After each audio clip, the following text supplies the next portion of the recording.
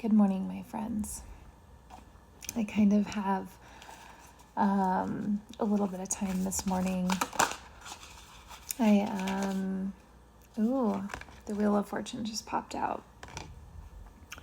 I have a little time before I'm going to go work out for the day. I am having my coffee. So if you want to stay and do a little morning reading with me, something a little different, and hear more about this Wheel of Fortune, hopefully, let's do that. And then I can get going for the day. All right, can you tell me more about this Wheel of Fortune, please? It feels like everything's coming back into balance for you. It feels like that something shifted. We got the number 10 with this, which I believe tomorrow is the 10th, isn't it? Tomorrow's a good day. Tomorrow is my daughter's birthday, and she is my angel baby. And she would have been 14.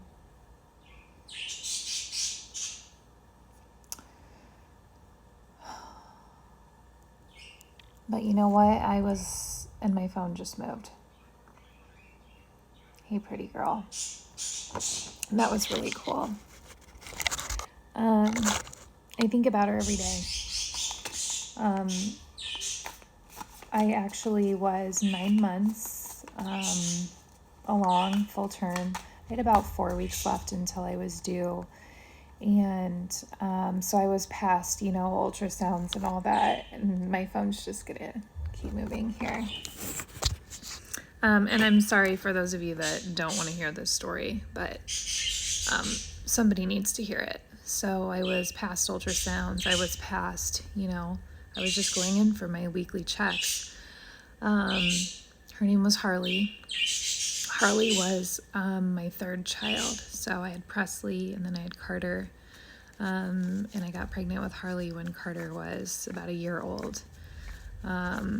And I always carried so much guilt with me because I wasn't ready. It was a total surprise. And I was like, oh my God, I am taking away from my baby, because Carter was my first boy and he was so little, he was still a baby. He was still in a crib. So I was like, what am I going to do? And I carried around a lot of feelings of guilt for that for a lot of years. Even though that's a very normal and very natural reaction and shock, especially when you're not expecting to find out you're pregnant. 3:03 on the timer, if 3 or the month of March is significant. And October or the 10th of the month. But she ended up having 2 knots around her, 2 knots in her cord, her umbilical cord, and it was wrapped around her neck as well. I woke up one morning and I went to bed fine. I didn't ever have any issues. There were no concerns through the whole pregnancy. I had 2 very healthy pregnancies before her. It just was very unexpected, of course, as it would be with any sort of complication. And it was a nightmare. And I woke up one morning, didn't feel her move, drank a big glass of orange juice because she was always just kicking me and felt like what she was doing somersaults, I always said. She was just flipping. She was going to be into gymnastics or something. But yeah, and then to go through the nightmare of rushing to the doctor's office, rushing into ultrasound, being told news that I can only...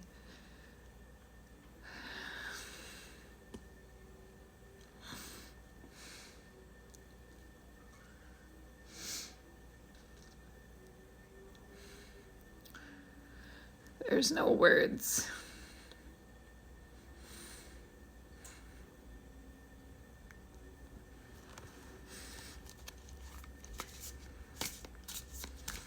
So, I'm holding a place for you. If you've ever gone through the loss of a child or a baby, this is in remembrance for all of them, right?